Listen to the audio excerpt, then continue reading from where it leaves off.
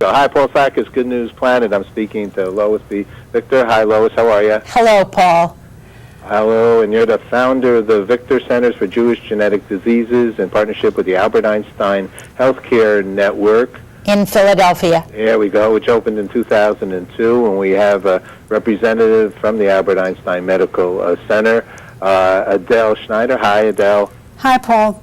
Actually, it's Dr. Adele, and also FACMG. I got a feeling you know your stuff, and we're going to talk today. Director of the department, actually, and of clinical genetics. All right, genetics, and director of the Victor Center in the Jewish Genetic Disease Screening at AEMC. What are genetics, Doctor? What are genetics? Genetics is a study of heredity, so it's what you inherit from your parents and grandparents over the generations. Is it the whole Megillah? It is a big Megillah, and as we learn more about it, it gets to be an even bigger Megillah. Mm-hmm. Yes. Why is that? Well, what we're trying to focus on today are autosomal recessive diseases, which are diseases where a person who is a carrier is carrying a gene change in one of the pair of genes so that they're healthy. It doesn't affect them outwardly. But if a person who is a carrier, say for Tay-Sachs disease, has a child with another carrier for Tay-Sachs disease, they have a 1 in 4 risk of having a child born with Tay-Sachs disease. So our goal is really to educate people so that they know that they should be screened before they get pregnant for the 19 diseases that are on the panel of Jewish genetic diseases now, in order to help them have healthy children. Let me ask a question with Jewish diseases, okay? All right, I happen to be Jewish, okay, and I was born to Jewish parents, okay? But Jewish is a religion. My parents were from Hungary and from Austria and a little Poland thrown in there too, Eastern European. But our religion is Judaism that I was brought up in. Do people from that same Hungary, Poland, Austria area, say for example, do they have these diseases as well? Well, the Ashkenazi Jews, just to be clear, are from Eastern and Central Europe. So the countries you mentioned are Ashkenazi Jews. Right. It also extends to Russia, Austria, a bunch of other countries.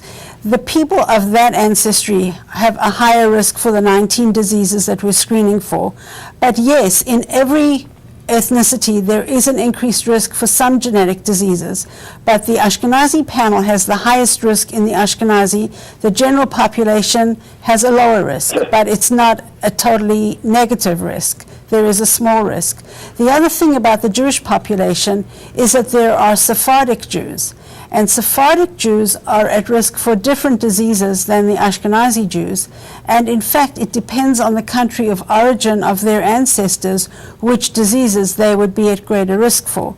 So it is a big Megillah, and there are different things that people of different countries of origin need to know.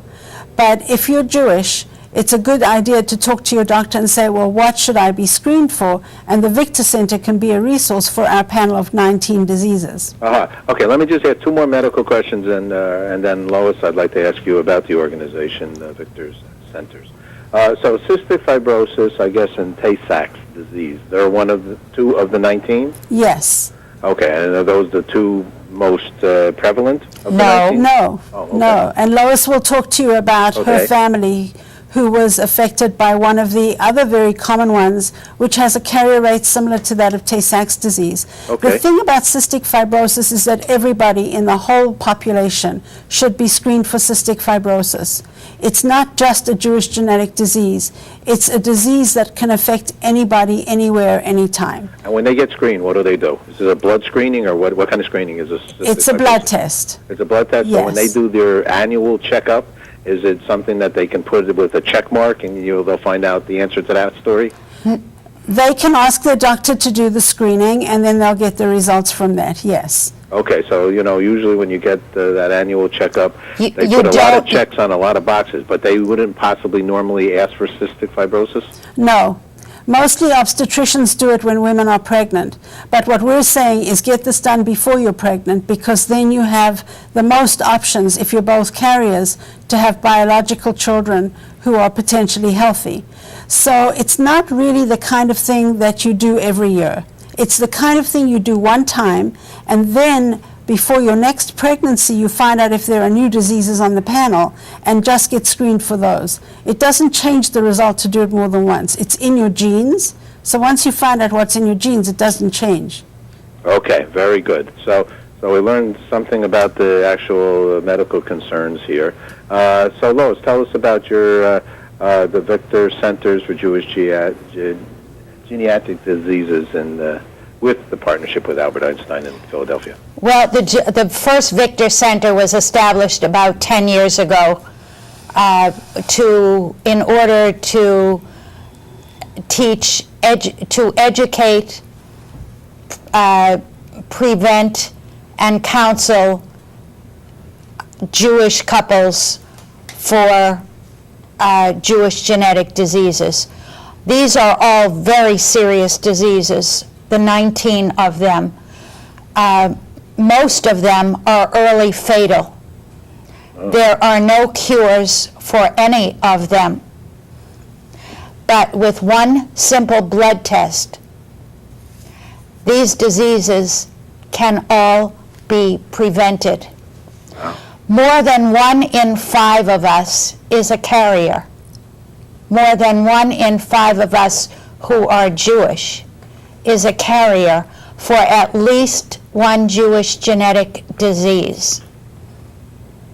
Wow. But both partners must be carriers of the same disease in order for there to be a problem.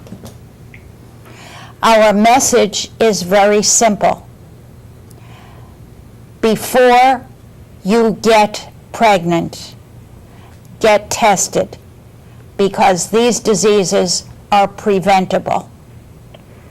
It means that if you have the knowledge that you're a carrier, you can talk to a genetic counselor and you can learn about your options in terms of reproduction, testing other family members, testing your partner, those types of things. These diseases occur where there is no family history because carriers are healthy, and you can go many, many generations without knowing that anybody is a carrier until 2 people who are both carriers for the same disease all of a sudden have a child with that disease. So what we advocate is you can find out if you're a carrier by getting a blood test. So do that. That gives you the power to make an educated decision and the opportunity to talk to a genetic counselor, which can then give you some control over what's going to happen. If you don't know, you have no control. Doctor, is it a good idea overall for people that are considering pregnancy to get when do you have to get a blood test? You don't have to get a blood test to have a baby. You have to have a blood test to get married. You don't do that anymore. Either. Yeah, right. No, this is something that's voluntary and that you need to know about and go to your doctor. The doctors usually know about it, but maybe your last name isn't Cohen and they don't know that you're Jewish. So you need to say to them, look, doctor, I am Jewish. Even if you are of intermarried parents, if you have one Jewish grandparent, you need to be screened for Jewish genetic diseases. If your partner is not Jewish, you still need to be screened because these diseases occur in all populations. So if you're a carrier, then your partner needs to be tested for that disease. So there really is an imperative here. Every young Jewish adult or someone who thinks they have Jewish ancestry should be screened because you can prevent heartache. You can prevent sick children from being born. And it's a very easy thing to do. You just have a blood test, but you have to know that you need to get that blood test. So our goal is really to educate the community that this is something that every young Jewish adult should do. Paul, most of these diseases occur in families with no prior history. That's not good news. Well, it's good news. It's good news to know about it, of course. In that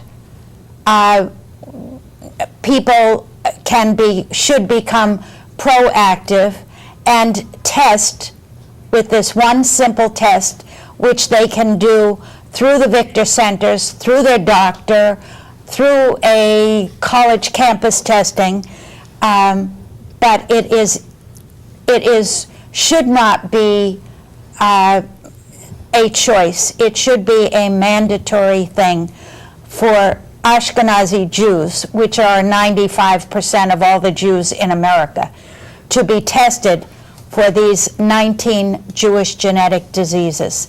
I know because I had 2 children and I lost them both to a Jewish genetic disease. Right. The testings were not available when I had my children, so I did not have the option. But looking for a way to spare others the heartache that my husband and I went through, and the rest of my family, for 38 years, I founded the first Victor Center, and we are hoping to go on from there. The message is simple: get tested before you get pregnant. Let me just ask a couple more questions here. I'll go over one more time to see if I did understand it. Okay. Did I hear that sometimes it possibly could be nobody else had the problem in the family, Ashkenazi family, and then one person does have a problem? Well, yes and no. The genes don't go away, so they can be in your family for 100 years and not appear. They appear when your partner is a carrier of the same disease. Okay, so I'm clear. So it is a 2-person. Is that right? It's 2 people need to have the same disease to get the disease. They don't have the disease, though. They are For their children to have the disease. A carrier is a healthy person who is carrying one gene change that does not cause them to be sick. But if 2 carriers who are both healthy have a child together, there's a 1 in 4 chance with each pregnancy of having a child who has that disease. So knowing ahead of time if you're a carrier is critical to your being able to talk to a genetic counselor and learn what your options are. And the only way to know if you're a carrier is to either get tested or to have a sick child. So essentially, it's a no-brainer. Everybody should know that they should get tested, because the alternative is not something anybody would like to have to survive through. And these children suffer their awful diseases. Many of these children die very young. The parents, the whole family suffers. So we have the advantage as Ashkenazi Jews of knowing that there are 19 diseases for which we're at greater risk to be carriers and to be able to get tested. In the general population, people don't have as much knowledge as we do in the Ashkenazi population.